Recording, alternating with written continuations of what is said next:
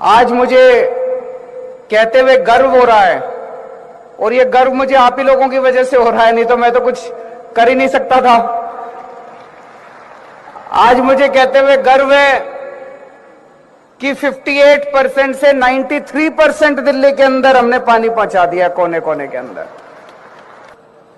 और आज 5 साल के अंदर दिल्ली के अंदर कोने कोने में हम लोग पानी पहुंचाने में सक्षम हुए।